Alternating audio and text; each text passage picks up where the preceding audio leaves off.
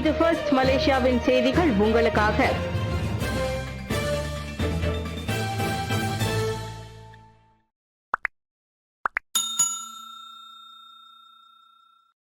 MH370 விமானத்தை புதிதாக தேடும் திட்டத்திற்கு அமைச்சரவை ஒப்புதல். 10 ஆண்டுகளுக்கு முன்பு காணாமல் போன மலேசியன் ஏர்லைன்ஸின் MH370 விமானத்தை தேடுவதற்கான புதிய பணியை பிரிட்டனின் ஓஷன் இன்ஃபினிட்டி முன்மொழிந்த ஆலோசனையை அமைச்சரவை ஒப்புக்கொண்டுள்ளது. இந்திய பெருங்கடலில் 15,000 சதுர கிலோமீட்டர் பரப்பளவில் புதிய பகுதியில் காணாமல் போன அந்த விமானத்தை தேடும் நடவடிக்கை மேற்கொள்ளப்படும் என்று போக்குவரத்து அமைச்சர் லியோ குக்சிங் தெரிவித்தார். அந்த விமானத்தின் பாகங்களை கண்டுபிடித்த பின்னரே அதற்கான கட்டணத்தை அரசாங்கம் வழங்கும். நிபுணர்கள் மற்றும் ஆராய்ச்சியாளர்களால் தெரிவிக்கப்பட்ட தரவுகள் மற்றும் அண்மைய தகவல்களின் அடிப்படையில் தேடுதல் பகுதியை ஓஷன் இன்ஃபினிட்டி முன்மொழிந்துள்ளது. அந்த நிறுவனத்துடனான உடன்பாட்டின் விதிமுறைகள் மற்றும் நிபந்தனைகள் குறித்து போக்குவரத்து அமைச்சு பேச்சு நடத்தி வருகிறது என ஆந்தோனி லோக் வெளியிட்ட அறிக்கை ஒன்றில் தெரிவித்தார். MH370 விமானத்தின் ஊழியர்கள் மற்றும் பயணிகளின் உறவினர்களுக்கு பதில் அளிப்பதற்காக தேடுதல் நடவடிக்கையை தொடரும் அரசாங்கத்தின் உறுதிப்பாட்டை இந்த முடிவு நிரூபித்துள்ளதாக அவர் தெரிவித்தார். டிக்டாக்கால் தலைமுறை கெட்டு சீரழியும் முன்னர் கடும் நடவடிக்கை தேவை. டத்தோ சிவராஜ் வலியுறுத்து. இளம் தலைமுறையை பாதிக்கக்கூடிய உள்ளடக்கங்கள் டிக்டாக்கில் பரவலாகி வருவதால் அரசாங்கம் கடும் நடவடிக்கைகளில் இறங்க வேண்டும். இல்லை என்றால் எதிர்கால சந்ததியினர் கேட்டு சீரழிவர் என செனட்டர் டத்தோ சிவராஜ் சந்திரன் எச்சரித்துள்ளார். 2022 முதல் இவ்வாண்டு டிசம்பர் வரை நாட்டில் 3571 ஆபாச இணையதளங்கள் முடக்கப்பட்டுள்ளன. அதே சமயம் 1947 ஆபாச பதிவுகள் சமூக ஊடகங்களிலிருந்து நீக்கப்பட்டுள்ளன. அவற்றில் 70 விழுக்காட்டுக்கும் மேல் சிறார் பாலியல் அம்சங்களை உட்படுத்தியவை. இதன் மூலம் அரசாங்கம் எடுத்து வரும் நடவடிக்கைகள் இப்பிரச்சினைக்கு தீர்வு காண போதுமானதாக இல்லை என தெரிய வருகிறது. எனவே டிக்டாக் விஷயத்தில் அரசாங்கம் கடும் போக்கை கடைபிடிக்க வேண்டிய நேரம் வந்துவிட்டது. டிக்டாக் நமது குழந்தைகளுக்கு பாதுகாப்பானதாக இருப்பதை அதன் சேவை வழங்குனர் உறுதி செய்வதில் தோல்வி கண்டால் 16 வயதுக்கு கீழ்ப்பட்டவர்களுக்கு டிக்டாக் பயன்பாட்டை அரசாங்கம் தடை செய்ய வேண்டும். அப்படியும் பிரச்சனை தீரவில்லை என்றால் கடைசி முயற்சியாக டிக்டாக்கை இந்நாட்டில் முழுமையாக தடை செய்ய வேண்டும் என டத்தோ சிவராஜ் கேட்டுக்கொண்டார். வங்காளதேசத்தில் சிறுபான்மை சமூகத்தினருக்கு எதிரான வன்முறைக்கு மாய்கா இளைஞர் பிரிவு கண்டன ஆர்ப்பாட்டம். வங்காளதேசத்தில் சிறுபான்மை சமூகத்தினருக்கு எதிரான வன்முறைகளை கண்டித்து மாய்கா தேசிய இளைஞர் பிரிவு கோலாலம்பூரில் உள்ள வங்காளதேச தூதரகத்தில் மகஜர் ஒன்றை சமர்ப்பித்தது. மாய்கா தேசிய இளைஞர் பிரிவு தலைவர் அரவிந்த் கிருஷ்ணன் தலைமையிலான குழுவினர் நேற்று அமைதி மறியலில் ஈடுபட்டு சிறுபான்மையினருக்கு எதிரான வன்முறைகளை நிறுத்த வேண்டும் என வலியுறுத்தி தூதரகத்தில் இந்த மகஜரை வழங்கினர்.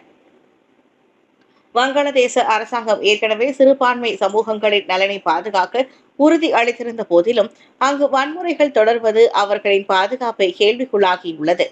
இது மிகவும் வேதனை அளிப்பதாக மாய்காவின் தேசிய இளைஞர் பிரிவு தலைவர் அரவிந்த் தெரிவித்தார்.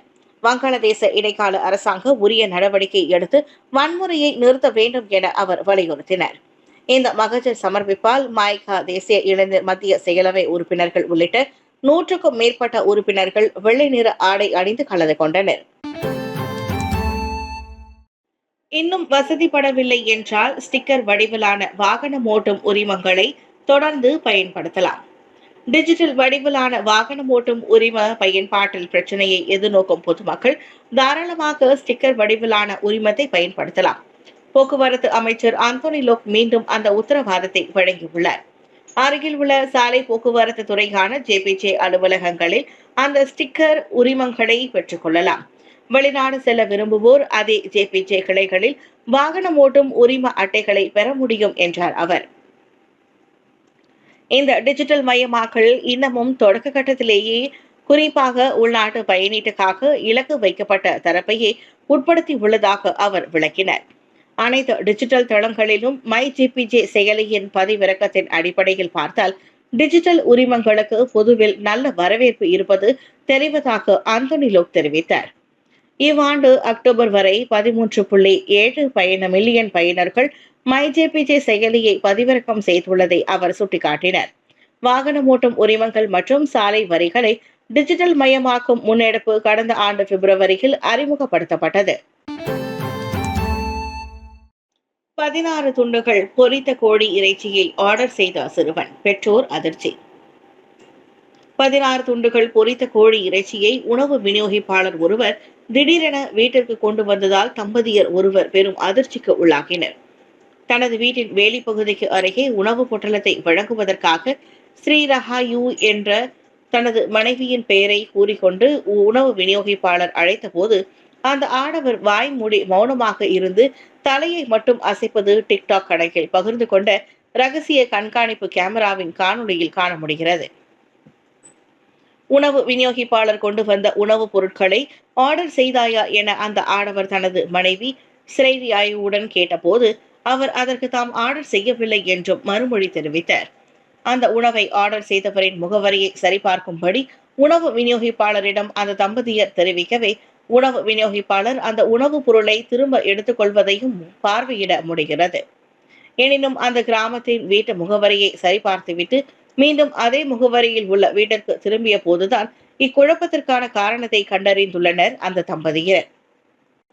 அந்த தம்பதியரின் 6 வயது மகன்தான் தனது தாயின் ஆன்லைன் கணக்கை பயன்படுத்தி 8 செட் பொரித்த கோழியை ஆர்டர் செய்த உண்மை பின்னர் பெற்றோர்களுக்கு தெரிய வந்ததை தொடர்ந்து வேறு வழியில்லாமல் அதனை அவர்கள் பெற்றுக்கொண்டனர். அழகுராணி போட்டிகளில் மோசடி, நந்தினி குற்றச்சாட்டு. இந்தியர்களுக்கு சொந்தமான நிறுவனங்களால் நடத்தப்படும் அழகுராணி போட்டிகளில் முறைகேடுகள் நடைபெறுவதாக பாதிக்கப்பட்ட நந்தினி உத்தமபுத்திரன் குற்றம் சாட்டியுள்ளார். குமாரி பிரிவில் திருமதியை இணைத்து அவரை வெற்றியாளராக தேர்வு செய்தது ஒரு பெரிய மோசடியாக இருப்பதாக நந்தினி கூறினார். அது மட்டுமில்லாமல் அதிக டிக்கெட்டுகளை விற்பனை செய்பவர்களை முதல் 3 இடங்களில் அழகுராணியாக தேர்வு செய்யப்படுவதாகவும் அவர் தெரிவித்தார். அழகுராணி போட்டிகளுக்கான விதிமுறைகளை முற்றிலும் மீறப்பட்டு போட்டிகள் நடத்தப்படுவதாக நந்தினி விமர்சித்தார். இதற்கு ஆதாரமாக போட்டி ஏற்பாட்டாளரின் வீடியோ பதிவுகளை கோலாலம்பூரில் நடந்த ஊடகவியலாளர்கள் சந்திப்பில் அவர் வெளியிட்டார். போட்டி தொடர்பாக போலீசில் புகார் அளிக்கப்பட்டுள்ளதாகவும் இது தொடர்பாக ஆவணங்களையும் போலீசிடம் ஒப்படைத்துள்ளதாகவும் நந்தினி கூறினார். இதனிடையே இந்த விவகாரம் தொடர்பான மகஜர் ஒன்றும் புகிட் அமான் போலீஸ் தலைமையகத்தில் சமர்ப்பிக்கப்படும் என உரிமை கட்சியின் ஸ்லாங்கூர் மற்றும் கூட்டரசு பிரதேச ஒருங்கிணைப்பாளர் குணசேகரன் தெரிவித்தார். நிர்வாண படங்களை அனுப்பிய பேராசிரியர் உயர்கல்வி அமைச்சு மௌனம் காப்பதாக மாணவர் அமைப்பு சாடல். மலாயா பல்கலைக்கழக பேராசிரியர் ஒருவர் தனது நிர்வாண படங்களை மாணவர்களுக்கு அனுப்பியதாக எழுந்துள்ள குற்றச்சாட்டு குறித்து உயர்கல்வி அமைச்சு மௌனம் காப்பதாக ஒரு மாணவர் அமைப்பு சாடியுள்ளது. UMFC எனப்படும் UM ஃபெமினிசம் கிளப் அமைப்பின் தலைவர் சின் ஜெஸ்வெங் நேற்று மலாயா பல்கலைக்கழக வேந்தர் மண்டபத்தில் நடைபெற்ற செய்தியாளர் சந்திப்பில் அவ்வாறு சொன்னார். அதோடு பாதிக்கப்பட்ட பெண்ணுக்கு ஆதரவு கரம் தேவைப்பட்ட நேரத்தில் அமைதி காத்த மற்ற மாணவர் அமைப்புகளையும் அவர் சாடினார். பாலியல் தொல்லைகளை எதிர்த்து போராடுவோம் என பல்கலைக்கழக தேர்தலில் அவர்கள் கொடுத்த வாக்குறுதிகள் எல்லாம் காற்றில் பறந்துவிட்டதாக அவர் சொன்னார். முன்னதாக சின்னும் பாலின படிப்பு முதுகலை பட்டதாரி இந்திர மலரும் மலாயா பல்கலைக்கழக நெறிமுறை பிரிவு தலைவர் நூர் சியாஸ்மி ரோஸ்லியிடம் மகஜர் ஒன்றை சமர்ப்பித்தனர். விசாரணைகள் முடியும் வரை சம்பந்தப்பட்ட பேராசிரியரை உடனடியாக இடைநீக்கம் செய்வது, பாலியல் தொல்லை குற்றச்சாட்டை விரிவாக விசாரிப்பது, பாலியல் தொல்லை மீதான UMN கொள்கைகளில் சீர்திருத்தம் செய்வது உள்ளிட்ட கோரிக்கைகளை அம்மகஜர் வலியுறுத்துகிறது. குழந்தை சித்திரவதை குற்றச்சாட்டு, மழலையர் பள்ளி ஆசிரியை ஒப்புதல். 11 மாத ஆண் குழந்தையை சித்திரவதை செய்த குற்றச்சாட்டை மழலையர் பள்ளி ஆசிரியை ஒருவர் ஒப்புக்கொண்டார். புஞ்சாக் ஆலாமில் உள்ள மழலையர் பள்ளியில் டிசம்பர் 13ஆம் தேதி மாலை மணி 6:15 அளவில் 24 வயதுடைய நூர் சுஹாடா ஷாருடின் இக்குற்றத்தை புரிந்ததாக செஷன்ஸ் நீதிமன்ற நீதிபதி நுருல் மாட்டியா முன்னணியில் குற்றச்சாட்டு கொண்டு வரப்பட்டது. இந்த குற்றச்சாட்டு டிசம்பர் 24ஆம் தேதி மறு வாசிப்புக்கு செவிமடுக்கும் என்பதோடு அன்றைய தினம் கோலஸ்லாங்கூர் நீதிமன்றத்தில் தீர்ப்பு அளிக்கப்படும் என தெரிவிக்கப்பட்டுள்ளது. குழந்தையின் கன்னம் மற்றும் காதில் காயம் ஏற்படும் அளவுக்கு திருகியதாக சுஹைடாவுக்கு எதிரான குற்றச்சாட்டில் கூறப்பட்டுள்ளது. குற்றச்சாட்டு நிரூபிக்கப்பட்டால் 20 ஆண்டுகள் வரை சிறை மற்றும் 50,000 ரிங்கிட்டிற்கும் மேல் போகாத அபராதம் விதிக்கப்படும் அல்லது இவ்விரண்டும் விதிக்கப்படும். 2001ஆம் ஆண்டின் சிறார் சட்டத்தின் கீழ் 31வது விதி உட்பிரிவு 1A கீழ் நூர் சுஹாடா மீது குற்றம் சாட்டப்பட்டது. அவருக்கு 10,000 ரிங்கிட் ஜாமீன் அனுமதிக்கப்பட்டது. நடுவானில் மலேசிய பெண்ணுக்கு பாலியல் தொல்லை, நீதிமன்றத்தில் குற்றம் சாட்டப்பட்ட மொரக்கோ நாட்டு மாணவன். ஐக்கிய அரசின் அபுதாபியில் இருந்து கோலாலம்பூருக்கான விமான பயணத்தின் போது பெண்ணுக்கு பாலியல் தொல்லை கொடுத்ததை மொரக்கோ நாட்டு மாணவன் ஒப்புக்கொண்டுள்ளார். 16 வயது அம்மாணவன் மீது ஸ்லாங்கூர் செப்பாங் மேஜிஸ்ட்ரேட் நீதிமன்றத்தில் நேற்று குற்றம் சாட்டப்பட்டது. எனினும் 15 வயது என்பதால் அவனது ஒழுக்கம் குறித்த சமூக நலத்துறையின் அறிக்கை கிடைத்த பிறகு அடுத்த ஆண்டு பிப்ரவரி 19 அவனுக்கான தண்டனை அறிவிக்கப்படும் என நீதிபதி கூறினர். டிசம்பர் 18 நள்ளிரவு 12 மணி அளவில் நடுவானில் 26 வயது மலேசிய பெண்ணை பாலியல் பலாத்காரம் செய்ததாக அவன் குற்றச்சாட்டை எதிர்நோக்கியிருந்தான். குற்றவியல் சட்டத்தின் 354வது பிரிவின் கீழ் குற்றம் நிரூபிக்கப்பட்டால் அவனுக்கு அதிகபட்சம் 10 ஆண்டுகள் சிறை தண்டனையுடன் அபராதம் அல்லது பிறம்படி விதிக்கப்படலாம். சுவாரஸ்யமான காதல் கதை கொண்ட ஜோடிக்கு கெட்டி மேளம் 3.0 பிரம்மாண்ட இலவச திருமண வாய்ப்பு. கனவுகள் நிறைந்த திருமணத்தை இலவசமாக கொண்டாட ஒரு அரிய வாய்ப்பை வழங்க வருகிறது கெட்டி மேளம் 3.0.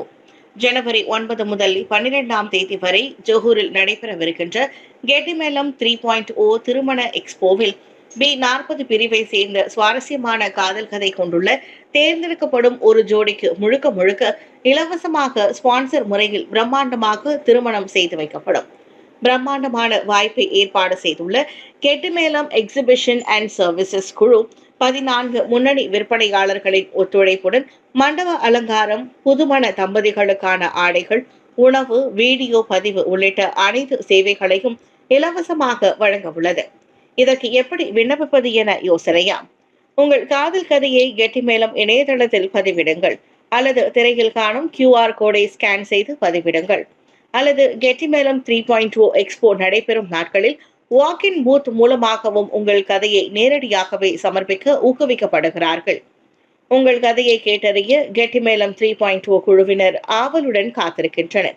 இந்த அரிய வாய்ப்பை தவற விடாதீர்கள். தேர்ந்தெடுக்கப்படும் அதிர்ஷ்ட ஜோடி யார் என்ற விவரம் பின்னர் கெட்டி மேளம் சமூக ஊடக பக்கத்தில் அறிவிக்கப்படுவர். உங்கள் காதல் திருமணத்திற்கான அழகான தொடக்கம் கெட்டி மேளம் 3.0. போலீஸ் ரோந்து காரில் மோட்டார் சைக்கிள் மோதியது, இளைஞர் காயம். கொளந்தான் ஜாலான் ஜெலி டபோங் 10வது கிலோமீட்டரில் 17 வயது இளைஞர் ஓட்டி சென்ற மோட்டார் சைக்கிள் போலீஸ் ரோந்து காருடன் மோதி விபத்துக்குள்ளானதில் அவர் கடுமையாக காயமடைந்தார்.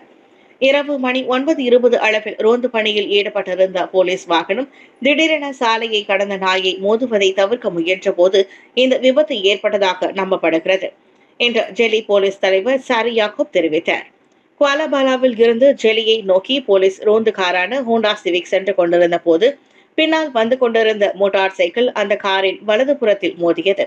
இதனால் மோட்டார் சைக்கிள் ஓட்டிய நபர் முகத்தில் காயமடைந்ததோடு வலது கை முறிவுக்கு உள்ளானதை தொடர்ந்து தானமேரா மருத்துவமனைக்கு கொண்டு செல்லப்பட்டார்.